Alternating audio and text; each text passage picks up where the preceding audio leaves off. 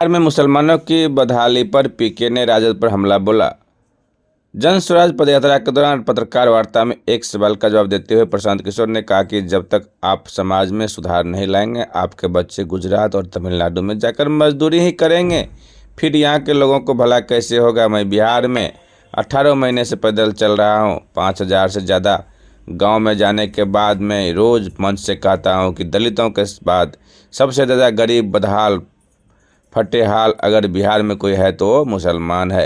लेकिन 32 साल से मुसलमानों ने लालटेन का साथ नहीं छोड़ा है। 30 से 32 सालों में मुसलमानों ने राजद से कभी नहीं पूछा कि आपके नेता सड़क और ग्रामीण कार्य मंत्री रहे, फिर हमारे गांव में सड़क, नाली और गली क्यों नहीं बना है।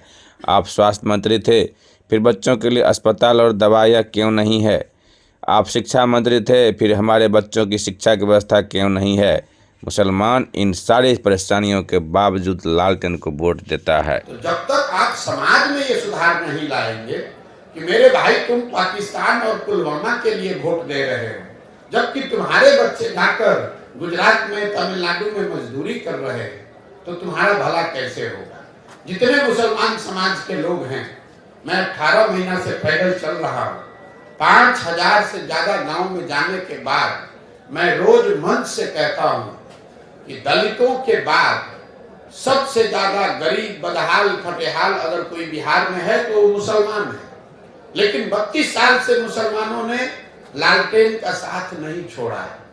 इस 32 साल में मुसलमानों ने कभी ये नहीं पूछा लालटेन से कि आप सड़क मंत्री हैं तेजस्वी जी, हमारे गांव में सड़क क्यों नहीं बना। आप ग्रामीण कार्य मंत्री हैं, लेकिन हमारे गांव की नालियों गलियों की दुर्दशा क्यों है।